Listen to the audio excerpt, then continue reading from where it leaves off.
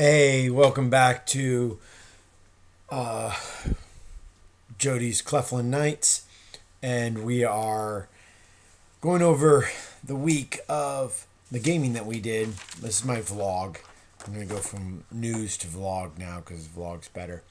For the week of 2 May 2017. And I am trying to adjust this. Okay. A lot of stuff happened over this week, and I want to try to cover it fast. Didn't take a lot of type down notes time. I'm just going to town here. So, started off with our gaming. Still day one on Earth 2 million. Did a little explanation about 2 million last time, so I'm bringing you smash back dab into this.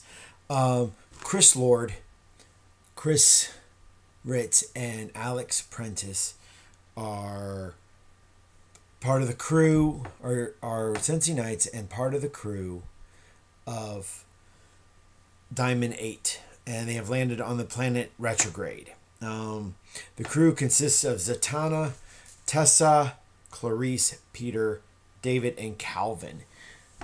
And wow, yeah, they are.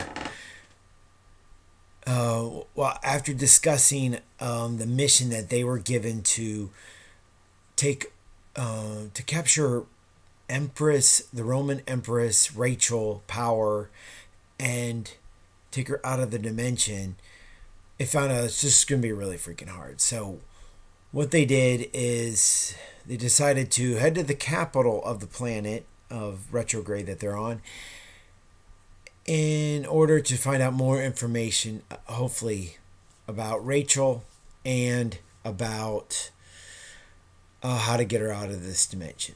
So, the crew, after getting security for Diamond 8 in this city that they've landed in, take a flying train that goes around the world, kind of like a monorail, but up high and over around the world, to land at the capital city of Retrograde. And here, millions of towers, millions of people living in this city, like a tropical version of Manhattan, and beautifully ran. Of course, the Retrogradians are good at taking care of all their problems. And so the city's beautiful. And there they meet Alex's girlfriend, an elf girl named Janita. Janita works in the IT department for the Imperials. And we may sound like we're using a lot of Star Wars terms, but hey, it also works with the Roman Empire. Imperial Army, the Emperor, the but it's not the Galactic Republic, which, like in the Roman Republic, but so this isn't the same. Similarities, but it's them playing a world with no powers, yet they have Sensi Knight powers, which are similar to Jedi's. I understand. You think I'm caught, but this was just for fun, and to get to understand that I created this Earth 1 million. I mean that I used it for gaming for about 3 or 4 years, way back in the early 2000s. Mostly Ray and Joel played there, playing the Earth 1 million cells. Just didn't have powers, just Sensi Knight swords and not Sensi Knight swords, lightsabers, but with Sensi Knight powers, and they were adventuring in space, doing a variety of things. So I wanted Chris, Ritz, and Alex to get this adventure in, and to understand what these guys went through years ago under Will Power's power. But this is just a pocket of Will Power's power with Rachel's power in it, which is Rachel is Will Power's daughter. Anyways, so back to this. They're in the capital, and they meet Janita, and she takes them up to her penthouse apartment, and they have to go under using multipass. and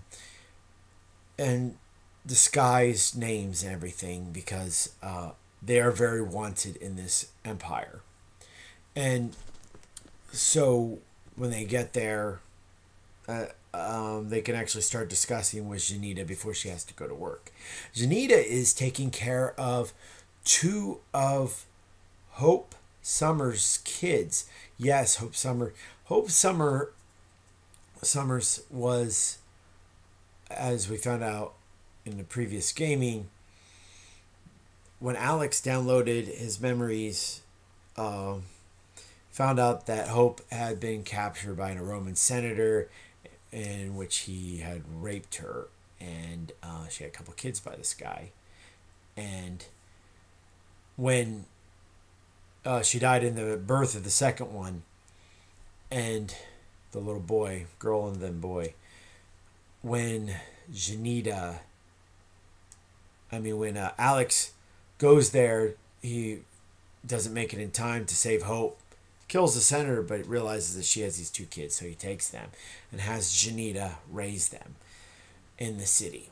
And of course, they are under other names as well because nobody can find out that this is a murdered senator's kids. And so there's a lot of subterfuge going on here, cloak and dagger stuff.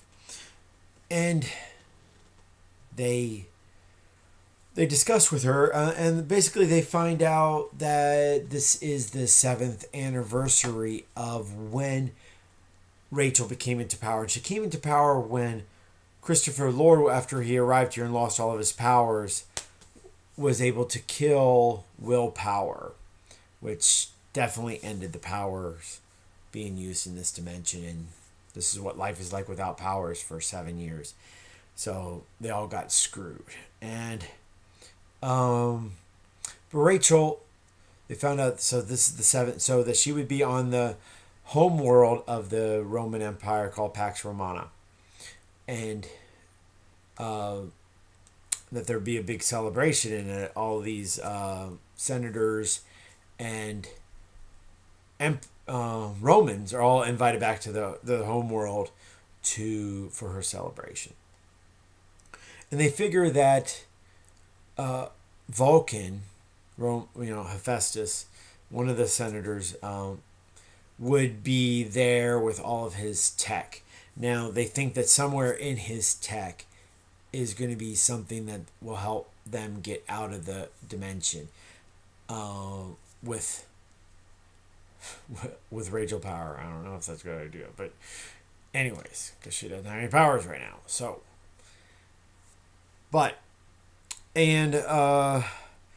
so they discuss this and they're trying to get a plan. Well, Janita has to go to work and they continue working on this plan.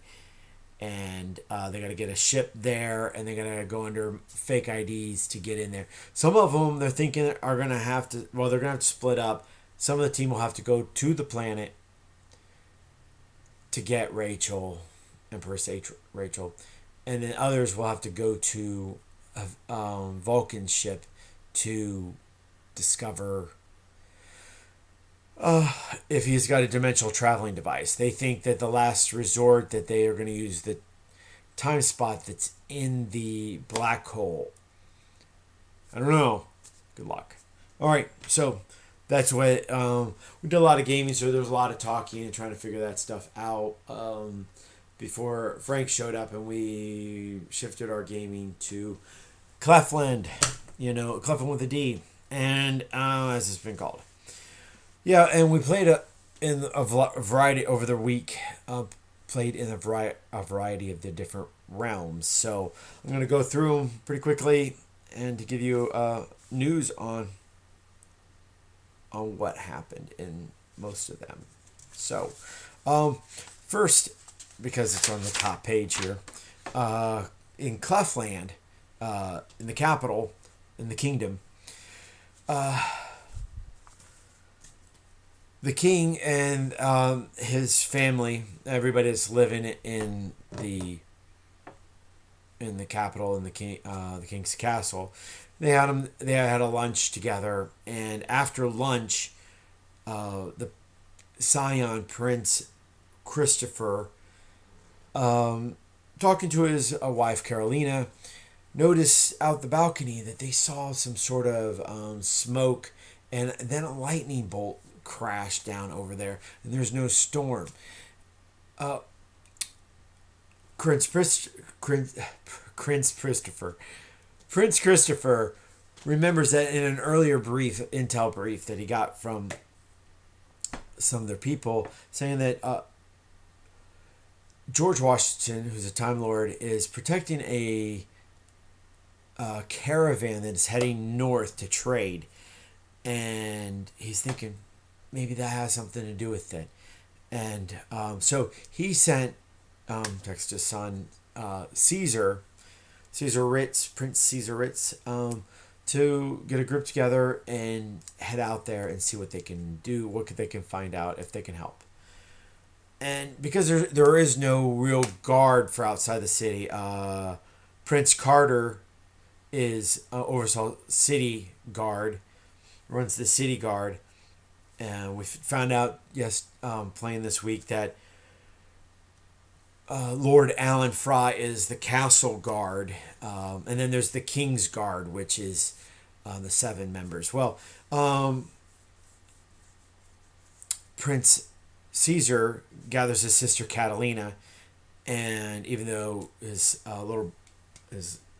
CJ and Daniel or his cousins don't want to go, he doesn't invite them on these trips, but he also invites his uncle Cody, Prince Cody, along, and one of the King's Guard, since there should be always somebody protecting the royal line, the lineage. Ahsoka, the Jedi. She was pulled here to be one of the King's Guard by the clairvoyants, and she's the Lord Commander of the Guard. So, why not? So, anyways, they get on Caesar's father's ship called Bruce, a lightning ship, cloaked, and they fly up north, and they interrupt the battle in progress of that. Yes, it was a caravan, and it was attacked. Apparently, the assault by men in green, I say men, could be some women too, in green, attacking these wagons by knocking them over, and all of them, Ahsoka, Caesar, Catalina, and Cody go into battle. Now, Caesar's got this power of temporal retrieval. That's it. That's all I know about it. No, I'm asking Ray for some more clarification on that. But basically, if he has a gun and he's shot all of the rounds, he can retrieve the same gun back in time when it was full of all of its rounds. Kind of cool. Catalina, on the other hand, I meant to look up her power. And then there's Cody. Cody has a revitalization sort of power, respawning power. If he gets killed by something, he can never be killed by it again. And although Cody is 14 going into this battle, this is a world where 14-year-olds need to learn how to freaking fight. So, and of course we all know about Ahsoka Tano, and her powers. So we kind of leave that group and head back into the castle where CJ, Carter Jr., he is he was working with his father, trying to work with the guard, but talking with some of the other people in the castle. I believe he talks with, was it Dasha? Yeah, Dasha Fry, and decides with Dasha that, I think CJ was heading down to the docks. It was Daniel, his brother, who was recently had a big adventure all around. Daniel and Dasha head to the bazaar, and CJ heads to the docks. So little adventure of them going there. And I think CJ is taking some of his dad's top guard with him. And after he met them at the barracks and saying, I forget what he said, the guy's name was, the Asian guy that he brought with him. So they brought these people with him, nonetheless. And they're headed that way. So we, as we last left our heroes, and we go to Camelot. All right. And in the realm of Camelot, there's the island of Avalon. We left in Avalon. We still had the Marquis Chris. He's in Avalon with Chelsea Corso and her brothers Lucky Luciano. That's his nickname, Lucky. And Dominic, Dom. With Floki and his robot Sif. They're all in the forge. What they do is they're in the Sensi-Knight forge there, and they're making Sensi-Knight swords. Quickly, the Marquis, when he makes his first sword, and there's a whole process. If you want to know more about it, leave a comment below of the forge process. We could go about it more, but I'm already at 16 minutes, so I want to make this pretty quick. Keep going along here. Anyways, he tries to grab the sword. Pain, doesn't work. Because Sensi-Knight swords are meant to be in the hands of not powerful people, or the potential of powerful people. So certain people just... If you can hold a Sensi-Knight sword that says, hey, you don't have the potential of being powerful, so be powerful as a Sensi-Knight. Is it kind of weird? But anyways, so Luciano, or Lucky, Floki, all find out that they cannot hold a sword. But Dom does, which is pretty cool. And so I think he took... he took the sword with him. No, he stays to make a sword. Jeez, in a week. Anyways, Marquis still takes his sword even though he knows he can't use it. Maybe there's somebody else that can. And he's going to look for it. I think he's working at one of his cousins or brothers to use the sword that he made. And then Dom goes about making a sword. And I think he finishes his sword, and then everybody leaves and heads back to Avatalos and the Marquidom, the march. So, anything else that happens in Camelot? Back in Marrakesh, Lord Andrew,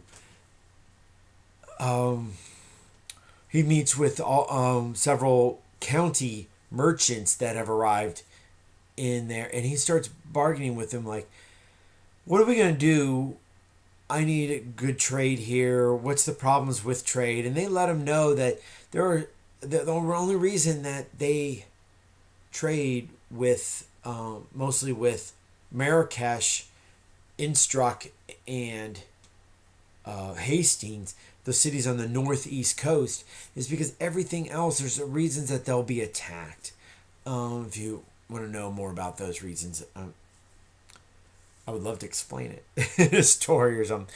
But there's a lot of things going on. So he's finding that out. Meanwhile, Triton is around Avalon Island, and he's investigating Rex. Triton, who's still stuck in this potential energy water form, finds out that he brings all these elves' bodies that had died from the dragon's attack on their ship a couple gaming weeks ago.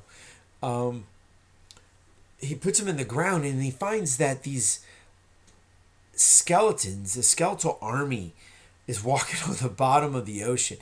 And they are going and digging up these bodies from the ocean bottom and eating them or tearing them up and just doing things to them.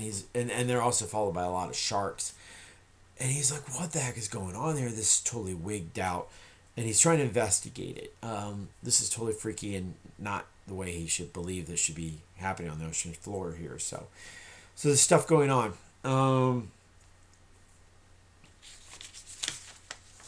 And then we go to from there to Hastings in the county. In the county, the realm of Hastings, called the county, a lot of things happened. But mostly Marcus, the Duke, what's her name? Mara and Jonathan, apprentice. Also following them is, I should have wrote all these things down. His the Scion, Xander, and his good friend Prince Crow all head up to the castle of Hastings. When they get to the castle Hastings, they want to fool around and have a mock fight with swords because they're all pretty good at it, but they've all learned how to fight with swords in different ways. So they get some wooden swords and they go to fight. Marcus talks with his he doesn't participate in the fight, the youngsters do. Marcus, on the other hand, talks to his steward about some of the problems with taxes and stuff that you guys don't want to hear about, but part of his job as Duke. His brother, Tempest, after retrieving a treasure that he found out there from a wreck outside of the Bay of Hastings, he brings that money to the water, the people have been building ships here in Hastings, and says, I want to build you this ship.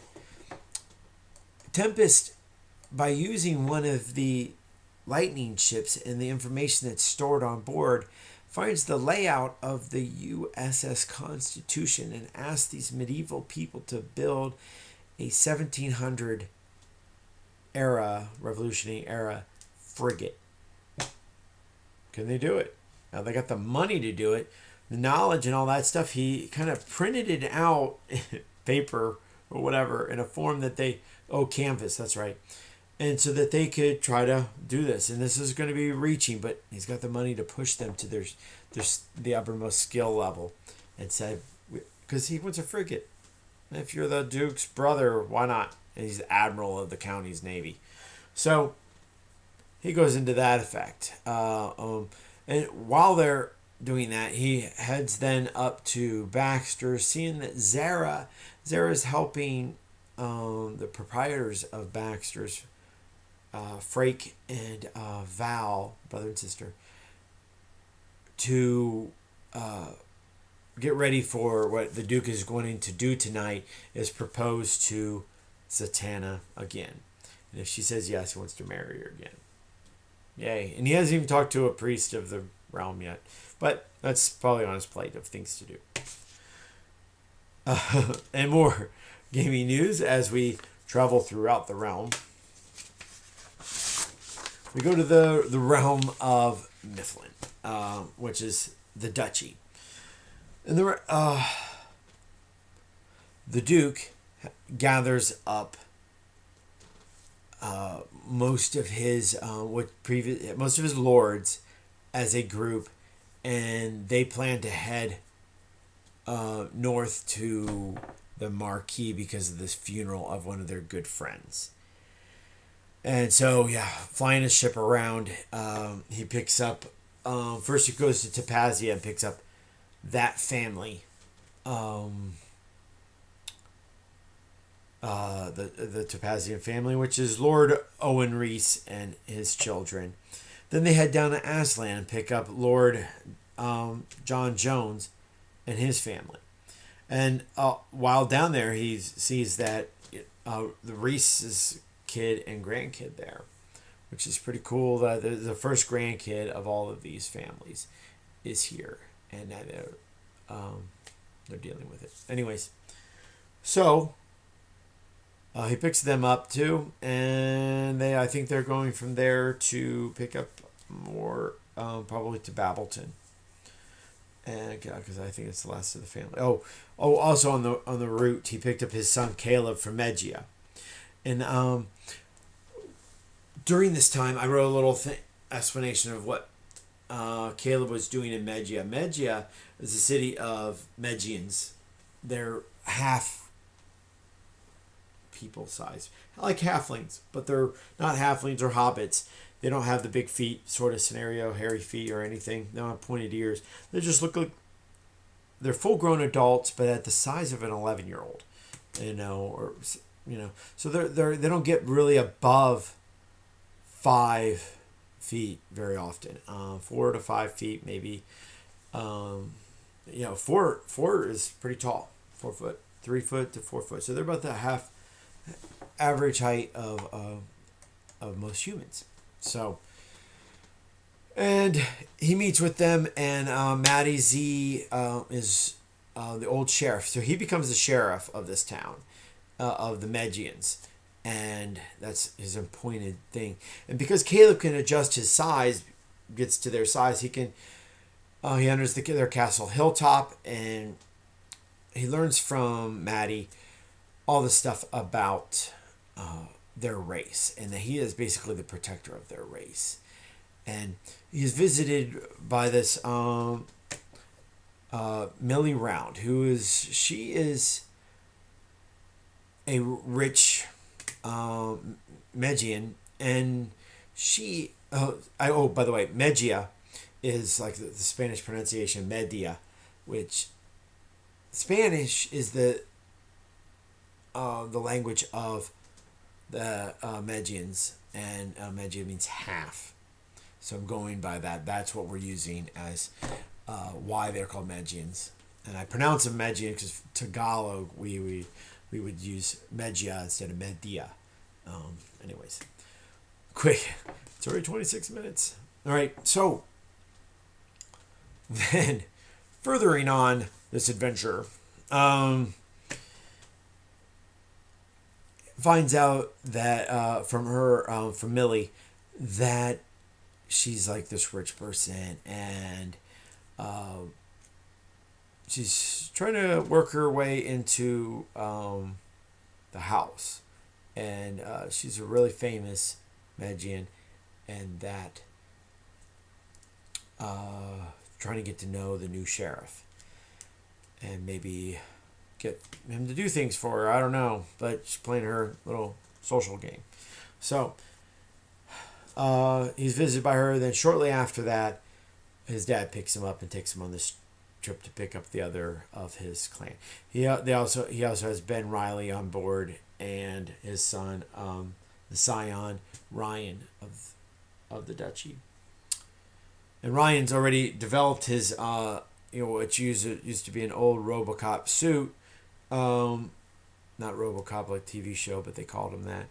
The suit of armor suit, so onto his body, and it's not like Iron Man, but it's similar. So like you're mixing Robotech and Iron Man together. It's a tight suit on this guy. Ryan's big guy though. He's like the size of the Rock, body wise, but so he's wearing a suit of armor too. That's tech. So then, and after they're moving to Babylon next, and then we go from there to the march, and in the Elven March they are still preparing for. They're gathering a lot of people to them because of the death of the old Marquis. Everybody returns from Avalon. A lot of brothers of the Corsos and are talking amongst themselves. And I don't. Oh, Ray just wrote me. What did he write? You need that now? No, I don't need that. I was trying to get some more information.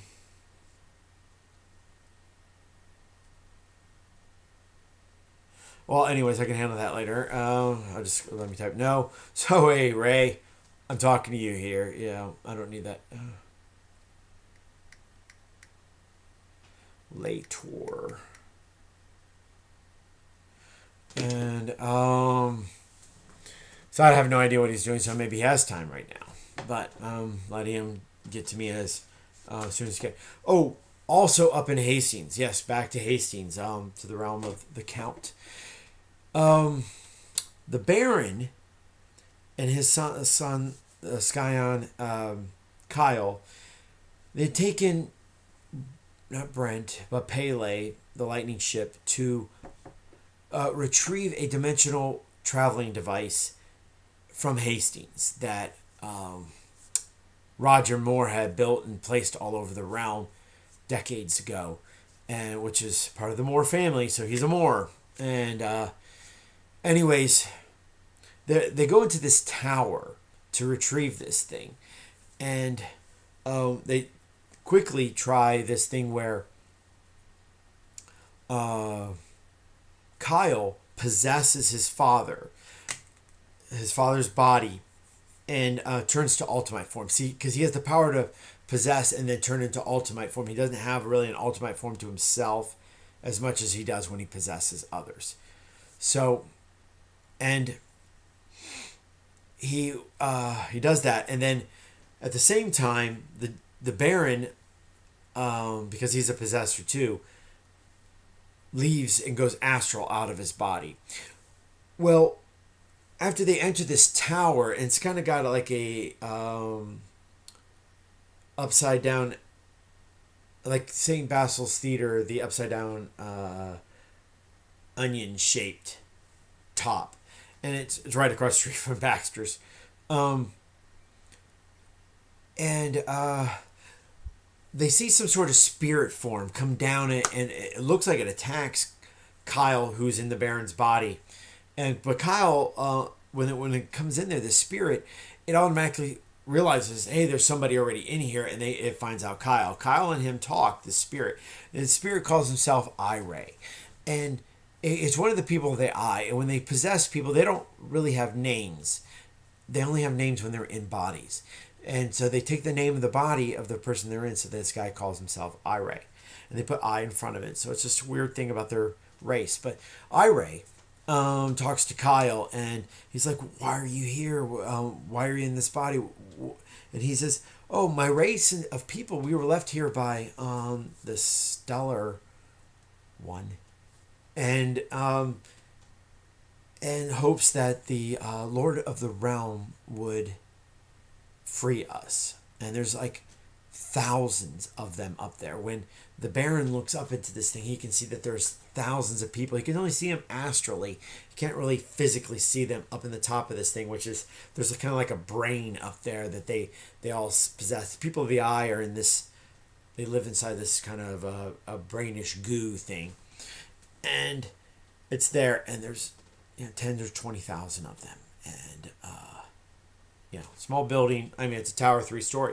Well, after Ray leaves the body, because he's like, oh, I don't belong here, because per their culture, it's one at a time in a body, because they don't have their own bodies.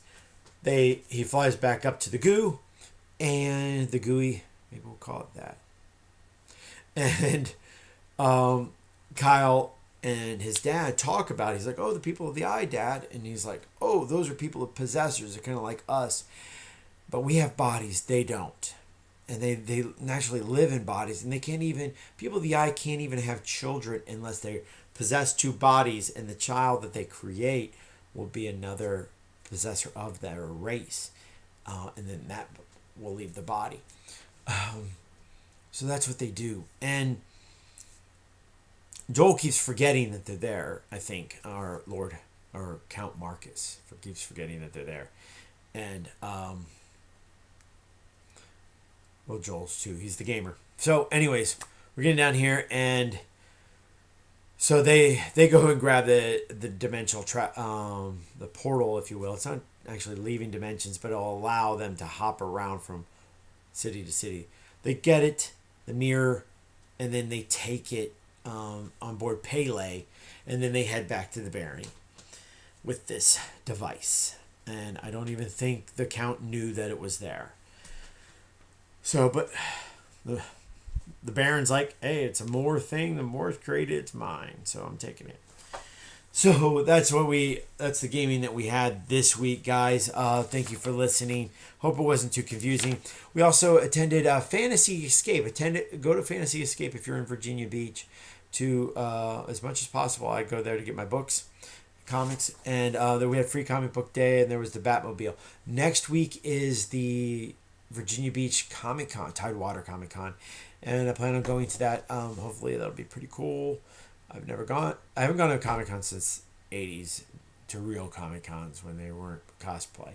I know people like that, but I'm just saying real ones were about comics, and now they're about bigger stuff and movies and TV shows. Which back when we were kids, they wouldn't even do it.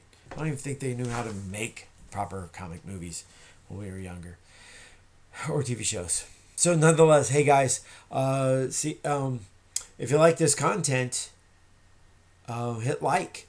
And if you want to leave a comment below about some of the questions about this, maybe I'll make a video about one of your comments. I'm trying to do that more. We'll see. And also comment and explain things. Cool.